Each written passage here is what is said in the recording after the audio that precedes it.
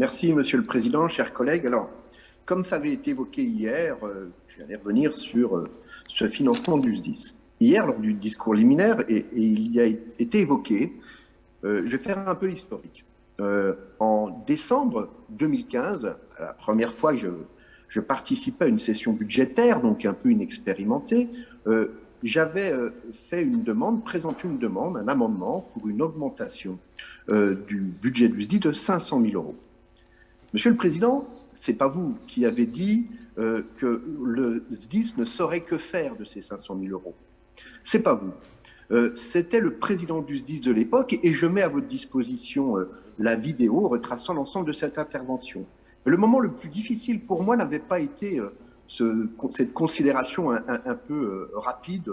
La phrase exacte, c'était « mais 500 000 euros, mais franchement, nous n'en avons pas besoin, que ferions-nous de cette somme ?» C'était la phrase exacte.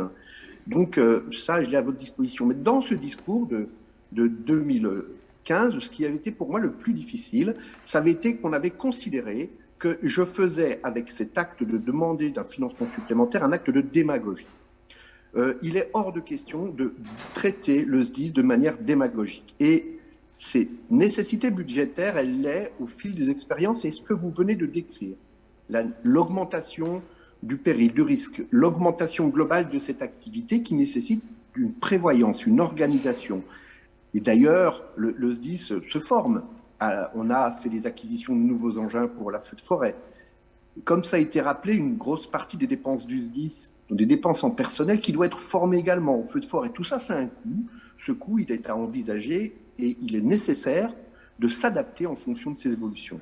Et cette fois, aujourd'hui, il y a effectivement 5% d'augmentation, c'est tout à fait notable, et ça correspond à cette nécessité, une nécessité d'organisation. Vous l'avez dit, mutualisation, mais je crois que le SDIS a fait preuve depuis quelques années d'une parfaite organisation de ces mutualisations, d'une très grande finesse budgétaire, et qu'il y a de ce côté-là aucun reproche à faire. Mais la nécessité d'envisager sur le long terme des évolutions démographiques, vous l'avez évoqué hier, le vieillissement de la population avec du maintien à domicile, c'est aussi l'augmentation des interventions. Donc tout ça doit être envisagé et il faut mettre, et vous l'avez dit, donc je n'en doute pas, il faut mettre des moyens qui correspondent à la réalité des besoins.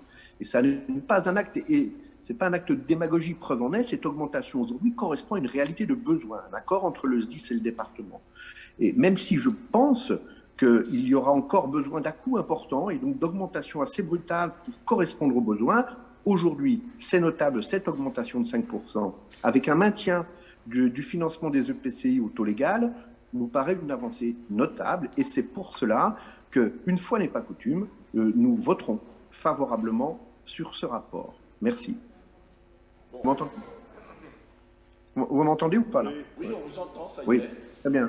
Donc juste une toute petite réflexion sur l'aménagement du temps de travail et l'obligation légale, bien évidemment, à passer au temps de travail légal, ça c'est clair. Il n'y a aucun doute là-dessus, mais vous l'avez dit, donc je n'en doute pas, on sera vigilant, tout ceci doit se faire dans un dialogue social ouvert et constant.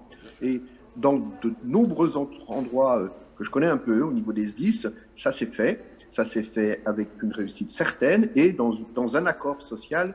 Donc c'est tout à fait faisable et nous travaillerons et nous serons vigilants à ce que ce se fasse dans un cadre de dialogue social ouvert.